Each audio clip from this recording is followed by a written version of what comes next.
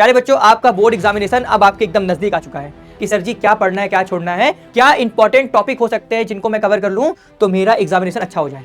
आज आपके लिए हिस्ट्री से वो इंपॉर्टेंट टॉपिक लेकर के आया हूं कि अगर आपने सिर्फ उतना पढ़ लिया तो निश्चित तौर पर आप लोग अपना भविष्य अच्छा बना ले जाएंगे और अपना बोर्ड एग्जामिनेशन को परफेक्टली डन करके आएंगे। प्यारे बच्चों नमस्कार, स्वागत है आप सबका हमारे इस प्यारे से platform UP board high school Vidyakul में। प्यारे बच्चों, आपका बोर्ड एग्जामिनेशन अब आपके एकदम नजदीक आ चुका है। अब आप भी एकदम स्ट्रेस में होंगे, आप भी बहुत ज्यादा डिस्टर्बेंस में होंगे कि सर जी क्या पढ़ना है, क्या छोड़ना है, और आपकी भी मनस्थिति बिल्कुल इस प्यारी सी गुड़िया जैसी हो गई होगी, है ना। ये बेचारी सोच रही है कि मुझे क्या पढ़ना चाहिए, अंतिम समय में मैं क्या पढ़ लूं, क्या इंपॉर्टेंट टॉपिक हो सकते हैं जिनको मैं कवर कर लूं तो मेरा एग्जामिनेशन अच्छा हो जाए। तो बेटा मैं अपने सब्जेक्ट में आज आपके लिए बेटा हिस्ट्री से वो इंपॉर्टेंट टॉपिक लेकर के आया हूं कि अगर आपने सिर्फ उतना पढ़ लिया तो आप अपने इस एक सेगमेंट को कंप्लीट कर ले जाएंगे और आपके मन में जो दिक्कत है, जो परेशानी, जो स्ट्रेस है, उससे बेटा आपको निजात मिलने वाली है। अब बिना देरी किए बेटा मैं आपके पास लेकर के आया हूं अपने बहुत इंपॉर्टेंट टॉपिक। तो मेरे भाई, मेरे प्यारे प्यारे बालक, याद रखना कि हिस्ट्री में बेटा जो आपका चैप्टर नंबर 1 है, बेटा जो हिस्ट्री में आपका मेरे भाई चैप्टर नंबर 1 है, यूरोप में राष्ट्रवाद का उदय, उसके बेटा कुछ इंपॉर्टेंट टॉपिक है जिसको अगर आपने पढ़ लिया तो फिर उसके बाद आपकी टेंशन होने वाली खत्म। जैसे पहला टॉपिक है फ्रांसीसी क्रांति और राष्ट्र का विचार। बेटा यहां से हर बार आपका एक शॉर्ट आंसर आता ही आता है, हर बार बेटा यहां से 4 नंबर के क्वेश्चन कवर किया जाता है। फिर बेटा अगला है आपका यूरोप में राष्ट्रवाद का निर्माण किस प्रकार से हो रहा है, उसकी प्रक्रिया क्या है, बेटा यहां से भी बेटा आपका एक शॉर्ट आंसर कवर किया जाता है। ठीक है।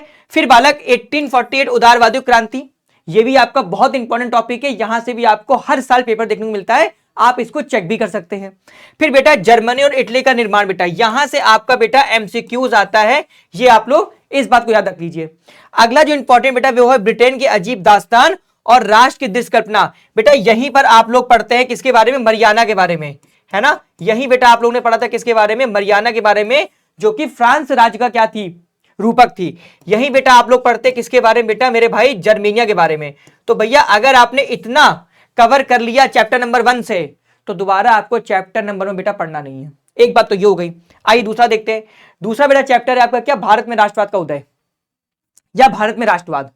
तो मेरे भाई चैप्टर नंबर 2 में बेटा स्टार्टिंग होती पहला विश्व युद्ध, खिलाफत और असहयोग। बेटा यहां से आपके हर साल एमसीक्यूज कवर किए जाते हैं।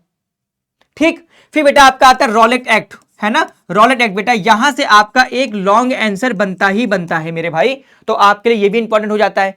फिर मेरे भाई बेटा असहयोग है क्यों, बगानों में स्वराज और सविनय अवज्ञा की ओर। बेटा यहां से आप लोगों का एक क्वेश्चन आप लोग को देखने को हर साल एग्जामिनेशन में मिलता है। इसके अलावा बेटा इस चैप्टर में बेटा जो आपको पढ़ना है वो आपको सत्याग्रह का विचार भी पढ़ना है, वो मेरे भाई आपको सत्याग्रह का विचार पढ़ना है। फिर बेटा आपका आता है सविनय अवज्ञा की सीमाएं।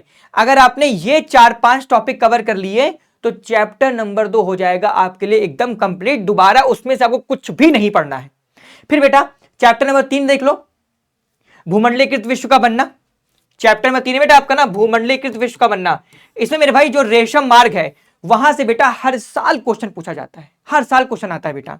भोजन की यात्रा, बेटा यहां से आपका बेटा हर साल एमसीक्यूज आता है, सबने पढ़ा होगा। चीन से निकला भोजन भारत में आकर के सेवई बन जाता है और इटली पहुंच करके क्या बन जाता है बेटा, वो स्पैगेटी बन जाता है। नूडल्स की बात कर रहा था मैं, पता है ना।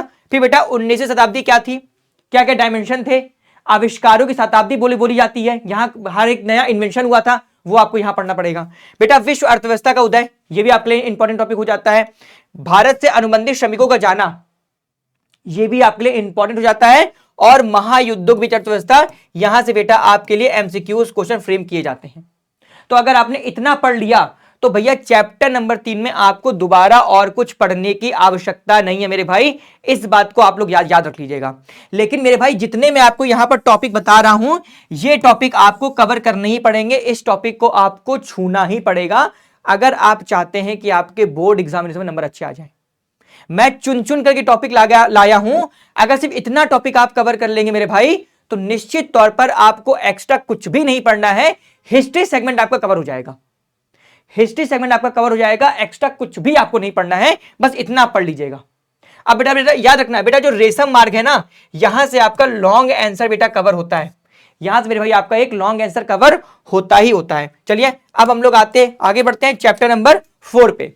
चैप्टर नंबर 4 बेटा कारखानों का उदय। बेटा हम लोग औद्योगिकरण की बात कर रहे हैं, कारखानों का उदय, ठीक है। औद्योगिक परिवर्तन की रफ्तार, एक इंपॉर्टेंट टॉपिक बेटा आपका ये भी कवर होता है। फिर हाथ व श्रम व वाष्प शक्ति, बेटा यहीं पर आप लोगों ने स्पिनिंग जेनी के बारे में पढ़ा होगा। यही मेरे भाई आप लोगों ने स्पिनिंग जेनी मशीन के बारे में भी पढ़ा होगा, ठीक है।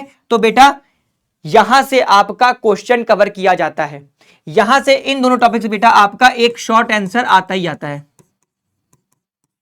ठीक है। फिर बेटा उपनिवेशों और औद्योगिकरण, भारतीय कपड़े का युग और भारत ने मैनचेस्टर का आना, बेटा यहां से आपका एक लॉन्ग आंसर कवर किया जाता है। पिछले साल का अगर आप देखेंगे तो यहां से आपका एक लॉन्ग आंसर आया था।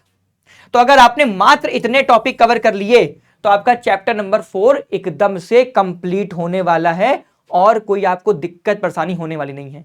और मेरे भाई आपको कोई दिक्कत परेशानी नहीं होगी। आइए जो आपका लास्ट है मुद्रण संस्कृति, इंपॉर्टेंट भी है, और यूरोप में मुद्रण का आना, ये इसका एक इंपॉर्टेंट टॉपिक है। फिर मुद्रण संस्कृति और फ्रांसीसी क्रांति, किस प्रकार से फ्रांस की क्रांति में मुद्रण संस्कृति ने अपना योगदान दिया था, यहां से आपका एक क्वेश्चन बनता है बेटा। तो ये तो आपका स्टार टॉपिक हो गया। मतलब अगर मैं इन दोनों टॉपिक की बात करूं तो यहां से बेटा आपको एक लॉन्ग आंसर देखने को जरूर मिलेगा, एक लॉन्ग आंसर मेरे भाई आपको यहां से देखने को जरूर मिलने वाला है। फिर भारत का मुद्रण संसार, किस प्रकार से भारत में मुद्रण संस्कृति आती है, किस प्रकार से जो भारतीय धर्म सुधारक थे उन्होंने नई नई किताबों को लिख करके अपने यहां भी क्या क्या फैलाया था, राष्ट्रवाद को फैलाया था।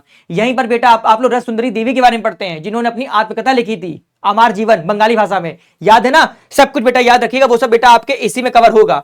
फिर धार्मिक सुधार और सार्वजनिक बहसें, किस प्रकार से मुद्रण संस्कृति के माध्यम से रोमन चर्च का विभाजन हो गया था, वो कैथोलिक और प्रोटेस्टेंट धर्म में, कैथोलिक और प्रोटेस्टेंट में क्या होता बेटा डिवाइड हो गया था।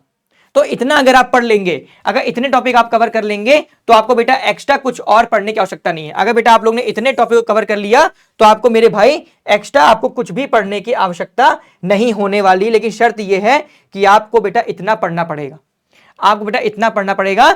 इतना अगर आप पढ़ ले जाएंगे तो दोबारा आपको और कुछ भी पढ़ने की आवश्यकता नहीं होगी। तो मेरे अगर इतने टॉपिक आप कवर कर ले जाते हैं तो आप लोग अपने इतिहास सेगमेंट को 110% की गारंटी लेके कह रहा हूं कंप्लीट करने वाले हैं। एक्स्ट्रा आपको कुछ भी पढ़ने की आवश्यकता नहीं आएगी इसमें, ठीक है। फिर बेटा आप लोग निश्चित तौर पर क्या कहलाएंगे, आप लोग निश्चित तौर पर कहलाएंगे मेरे भाई टॉपर। आप बेटा निश्चित तौर पे आप लोग क्या कहलाएंगे, टॉपर कहलाएंगे, क्योंकि यही वो अंतिम 30 दिन का समय है कि आप लोग इस बात को डिवाइड कर सके कि आपको कितना पढ़ना है कितना छोड़ना है। अगर भेड़ों की तरह से दौड़ते रह जाओगे तो भेड़ बन के रह जाओगे, और अगर उससे इतर हटके कुछ काम करोगे तो चेतक घोड़ा कहलाओगे। और अगर चेतक बनना है, वो लंबी रेस का घोड़ा बनना है, तो आज की डेट में इस बात को याद रख लो कि आपको क्या क्या पढ़ना है क्या क्या छोड़ना है। मैं जितने टॉपिक लेकर के आया हूं मेरे भाई, अगर इतना आप कवर कर ले जाते हैं तो दोबारा कुछ भी पढ़ने की आवश्यकता नहीं है। इतना पढ़ के चले जाना, आपको यहीं से एमसीक्यूज दिख जाएंगे, यहीं से आपको लॉन्ग आंसर दिख जाएगा, यहीं से आपको शॉर्ट आंसर दिख जाएगा। इसके अलावा कुछ और ही पढ़ना नहीं है। और आप भी अपना नाम किसमें बेटा दर्ज करा लेंगे, नेक्स्ट टॉपर में आप भी अपना नाम दर्ज करा लेंगे कि आप भी अपने डिस्ट्रिक्ट को टॉप कर रहे हैं, आप भी अपने स्टेट को टॉप कर रहे हैं। तो इतनी एक महत्वपूर्ण टॉपिक की जानकारी थी इतिहास सेगमेंट की। इतना अगर आप कर ले जाएंगे तो निश्चित तौर पर आप लोग अपना भविष्य अच्छा बना ले जाएंगे और अपना बोर्ड एग्जामिनेशन को परफेक्टली डन करके आएंगे। बेटा सभी प्यारे बच्चे आप इतना कवर कर लीजिए। सभी को आपके बोर्ड एग्जामिनेशन के लिए ऑल द वेरी बेस्ट।